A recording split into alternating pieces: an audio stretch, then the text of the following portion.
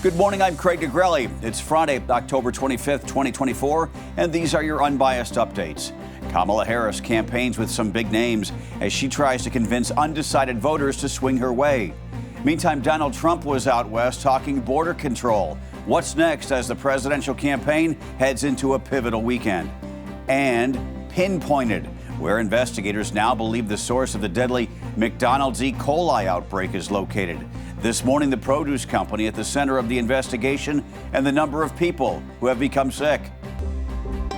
From the Straight Arrow News Studio, bringing the stories that matter to you from across the United States and around the world, these are today's Unbiased Updates.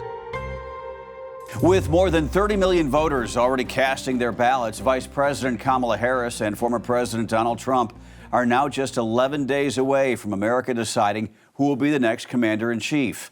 But on Thursday, it was another kind of boss who put out the call to get out the vote and showed his support for the Democratic nominee.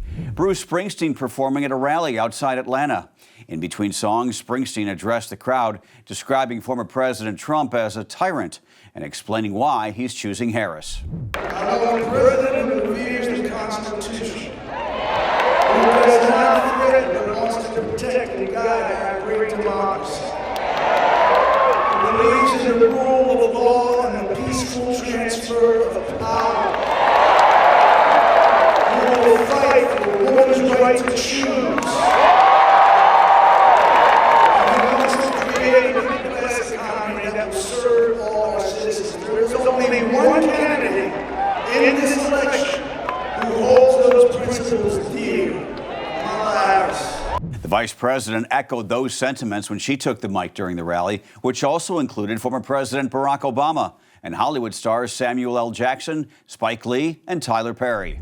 We have an opportunity before us to turn the page on the fear and divisiveness that have characterized our politics for a decade because of Donald Trump.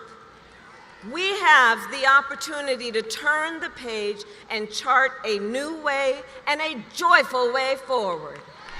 Meantime, Donald Trump spoke at two rallies Thursday, one in Arizona, another in Nevada. On the campus of Arizona State University, Trump focused his attention on the border and the immigration crisis, putting the blame squarely on Vice President Harris. She has eradicated our sovereign border, and she has unleashed an army of migrant gangs who are waging a campaign of violence and terror against our citizens. And my message today is very simple. Kamala's migrant invasion, given to us through gross incompetence, disqualifies her from even thinking about being president. We can't let that happen. While in Las Vegas, the former president reaching out to voters from all walks of life. Under the Trump administration, we're going to build an economy that lifts up all Americans, including African Americans, Hispanic Americans, and also members of our great Asian American and Pacific Islander community, many of whom are here today. Today, all eyes are on Texas. Former President Trump will speak to reporters in Austin and plans to sit down for an interview on Joe Rogan's podcast, according to multiple outlets. Vice President Harris's team confirms there were talks for her to also be a future guest on the podcast, but their schedules did not align. Later, Donald Trump heads to the battleground state of Michigan. Tonight, Kamala Harris will hold a rally in Houston, where she will reportedly be joined by music superstar Beyoncé. An Ohio judge has ruled the state's ban on most abortions is unconstitutional. Thursday, a county judge said Ohio's so-called heartbeat law violates a voter-approved amendment to the state constitution that enshrined the right of Ohioans to make decisions about abortion, contraception, fertility treatment, miscarriage care, and pregnancy. The heartbeat law banned most abortions once a heartbeat is detected, which could be as early as 6 weeks. That's before many women even know they are pregnant. It passed in 2019 and took effect in 2022 when the U.S. Supreme Court overturned Roe v. Wade. Last year, Ohioans voted 56% in favor of a constitutional amendment, effectively rendering that law null. After it passed, Ohio's Republican Attorney General requested to leave all but the abortion part of the law in place. The AG's office said it's reviewing the judge's order and will decide within 30 days whether to appeal. Out west, Los Angeles County Attorney George Gascon announcing he's recommending the Menendez brothers be resentenced for the 1989 murders of their parents.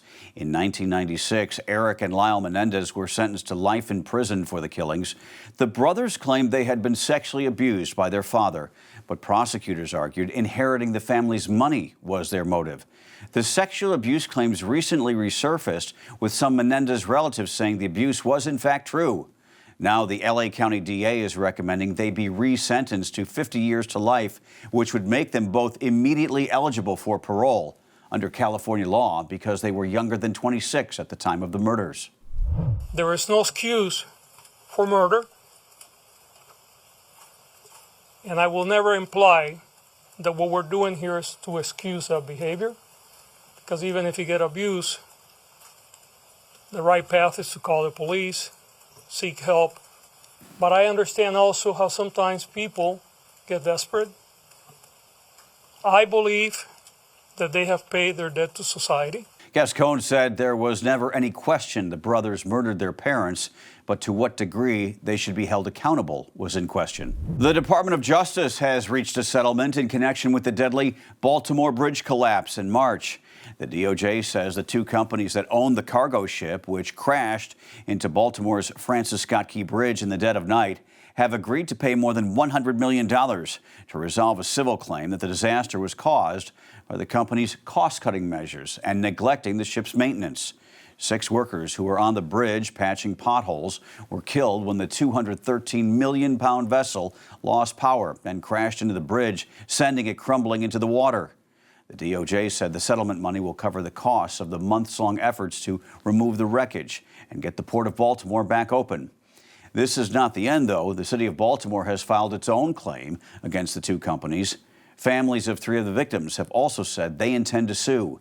The FBI has also opened a criminal investigation into whether the ship's crew failed to report an earlier issue that delayed their departure. McDonald's now says a California-based produce company was the source of the fresh onions linked to a recent deadly E. coli outbreak. According to McDonald's officials, Taylor Farms sent onions to one distribution facility, which led the fast food chain to temporarily remove its quarter pounder from the menu in several states affected by the outbreak. McDonald's did not say which facility the onions were sent to, but at least 49 people in 10 states were sickened, and 1 person has now died from the outbreak. Most of the infections were reported in Nebraska and Colorado. The outbreak has led other fast food chains like Taco Bell, Burger King, and Pizza Hut to pull onions from some of their menus. Finally this morning, one of the most popular brands in snack foods has undergone a major name change. And if you think there's something fishy to this story, you would be right. Goldfish, the snack that smiles back, has changed its name temporarily to, get this, Chilean sea bass. Its parent company, Campbell's, saying it's a move to appeal to adult snackers. All right, I guess. All right, here's the catch. These Chilean sea bass limited edition crackers are not sold in stores, only available online, selling for $7.38 for 2 bags. But if you were to visit the ChileanSeabassCrackers.com website, as of this recording, you would be met with a notice that they are sold out. But don't let your snacking dreams flounder, if you will. Customers are told to come back later this morning to fish for more. These limited quantities will last through October 30th. I don't know about you, but I'm going to stick to the chips and French onion dip with my football this weekend. Those are your unbiased updates for this Friday. We'll see you back here on Monday. For all of us at Straight Arrow News, I'm Craig DeGrelli. Have a great weekend.